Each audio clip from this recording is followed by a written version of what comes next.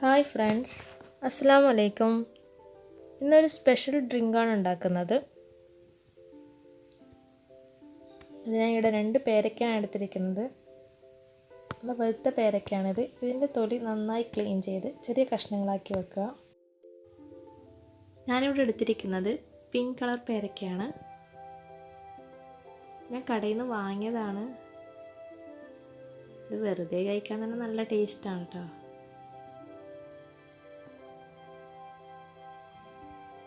പേരക്ക കട്ട് ചെയ്ത് വെച്ചിട്ടുണ്ട്. ഇനി നമുക്ക് ജ്യൂസ് എങ്ങനെ ഉണ്ടാക്കുന്നത് നോക്കാം. അതിലേക്കുള്ള ഇൻഗ്രീഡിയൻസ് നോക്കാം. അതായത് ഒരു ബൗളിലേക്ക് ഞാൻ പേരക്ക ഇട്ട് കൊടുത്തിട്ടുണ്ട്. അതിലേക്ക് കുറച്ച് ഐസ് ക്യൂബ്സാണ് എടുത്തിരിക്കുന്നത്. ഒരു 8 ഐസ് ക്യൂബ്സ് എടുത്തിട്ടുണ്ട്. 1/2 കപ്പ് വിപ്പിംഗ് ക്രീം. ഇത് കിട്ടാത്തവർക്ക് ഫ്രഷ് ക്രീമും ആഡ് ചെയ്യാം. ഇതിലേക്ക് 1/2 കപ്പ് പഞ്ചസാര കൂടി ഞാൻ ഇട്ട് കൊടുത്തിട്ടുണ്ട്. അത് വീഡിയോൻ്റെ നിന്ന് കട്ടായി പോയതാണ്. 1/2 ടീസ്പൂൺ ഏലക്കപ്പൊടി, അത് ഫ്ലേവറിനനുസരിച്ചിടാം. പിന്നെ സ്ട്രോബെറി എസൻസ് 2 ഡ്രോപ്സ്.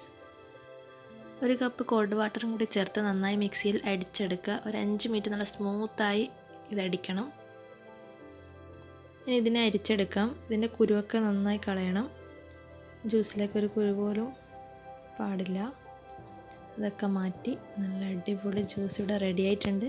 ഇതൊരു സെർവിങ് ഗ്ലാസ്സിലേക്ക് മാറ്റാം. ഇതിൽ ഏലക്കപ്പൊടി ആഡ് ചെയ്ത കാരണം ഇത് പേരക്ക ജ്യൂസാണെന്ന് മനസ്സിലാവുക പോലുമില്ല. ഇനി ഗാർണിഷിന് വേണ്ടി കുറച്ച് നട്ട്സ് ആഡ് ചെയ്ത് കൊടുക്കാം. ഞാൻ കാഷ്യൂം ബദാമൊക്കെയാണ് എടുത്തിരിക്കുന്നത്. ഏതായാലും കുഴപ്പമൊന്നുമില്ല, അവരവരുടെ ഇഷ്ടത്തിനനുസരിച്ച് ആഡ് ചെയ്ത് കൊടുത്താൽ മതി. അപ്പോൾ ഇതെല്ലാം കൂടി ഈ ഡ്രിങ്ക് ഒന്ന് കഴിക്കാൻ നല്ലൊരു ടേസ്റ്റാണ്. എല്ലാവരും ഒന്ന് ട്രൈ ചെയ്ത് നോക്കുക. ഈ പേരക്ക ജ്യൂസ് എല്ലാവർക്കും ഇഷ്ടമായെന്ന് വിചാരിക്കുന്നു.